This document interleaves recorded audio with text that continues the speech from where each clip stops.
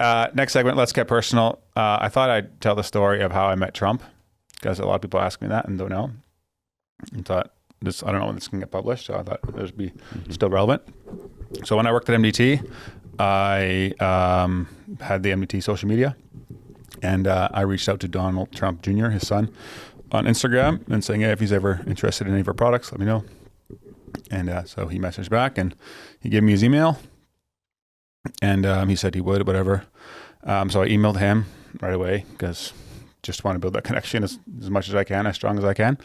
And then he emailed me back with his cell phone number. And so I just put it in my phone and I didn't do anything with it. But about a month later, I went to New York with Nicole, just on a vacation. And so as the week before I went there, I texted him. I said, hey, I'm going to New York. He lived there at the time with my wife. Any good restaurant recommendations? I just wanted to, text him. Real soft. Real soft, yeah. Soft start. And so he gave me a couple, and he said, yeah, you were around, come say hi. And so when we were there, I messaged him to say, hey, you're around, like come say hi at his office. And he didn't get back to me, and I was kind of bummed out, whatever. And then I think the day he said I could see him, I said, you know what, I'm just going to call him. I'm just going to see what happens. So I just called him and he picked up. He said, oh, come by tomorrow. Sorry, I didn't get back to you. And so that night we were at a Mets game. Me and Nicole went to a baseball game there, the New York Mets. And when he got back to me, so we left the game early, went to New York City downtown. I went and bought like a nice blazer and a nice shirt because I didn't feel like going there like a slob, and I wasn't sure like what to expect. I had no interactions with this guy before. And then the next day I went to Trump Tower, just with Nicole, and the gold elevators there and stuff like that you've seen in 2016 when Trump got elected, everyone coming out of there, and just went to his office.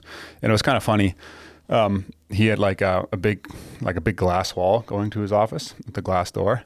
I walked right into the glass wall. Just slammed it? Yeah. He didn't, I don't think he really noticed, but because he was on his phone when I walked in, he sat down. And this is Donald Trump Jr. Yeah. And then we chatted for half hour.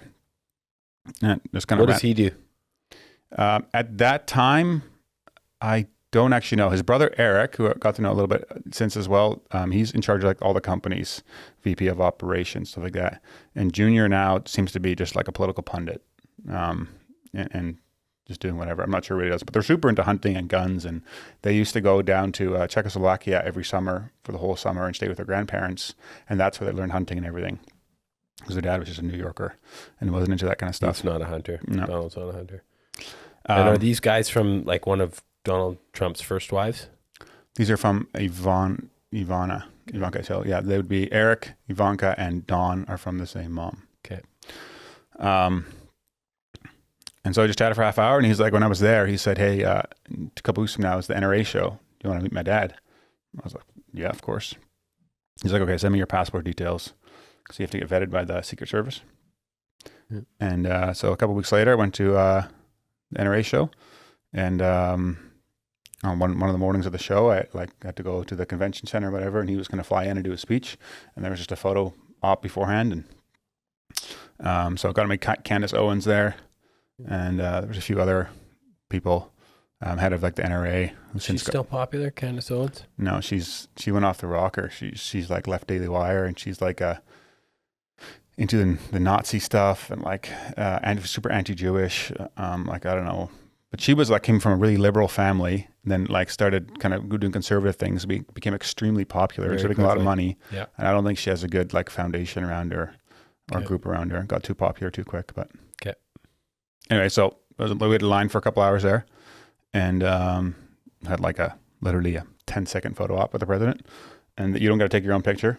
The White House photographer takes a picture, and you got it sent to me like 2 weeks later. Oh, that's bizarre. Yeah. Nobody's taking selfies with the president. No, he was just staying there for like just a little line, and Don, like there's a couple other guys that I knew from the firearms industry that Don had invited and stuff like that. Service standing there. Yeah, and so I did that, and then I went back out and heard his speech right at the front row. It was kind of cool.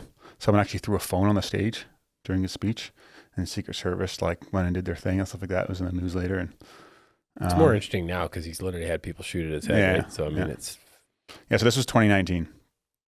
Okay. Yeah, And then, after that, I just got to know him a bit. So I ran to him walked the NRA show with Don afterwards, which was really fascinating because, I mean, I had no interactions with these guys before. Don't know what to expect, but just super nice, normal guys. Like they're just as average as they come. And they remembered my name and stuff like that. Like on the anniversary of when Grace died and stuff like that, he reached out to me. Don did, and just said, So do you have contact with him now or not much? Very little. So I texted him a couple, like last week I did, something like that. He just sent me a couple thumbs up, and I traded some MDT stuff for some green fees to Bedminster Golf Course. Okay.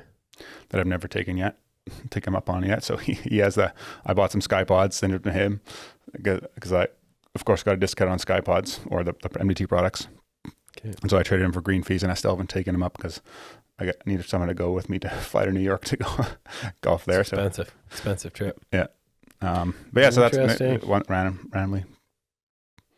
But they're so average, and average in not like a bad way, but just before you know someone that's really well known or famous, you think like I don't know, I think you glorify them a little bit, and afterwards it was just they're just regular dudes that love their families and like hunting and guns, and that's what they like talking about the most. Guns. Yeah. People that like guns really like guns. Really like them. I like guns too. Yeah. I don't ever shoot them though. That's right. That reminds me, I sold you one of my guns with a nice thermal in there, and every time I go to Gary's house, I'm like, Gary, let's go check out the thermal. Let's go look at it. Don't dare pull it out. Scared of it. Okay, next segment. Faith life.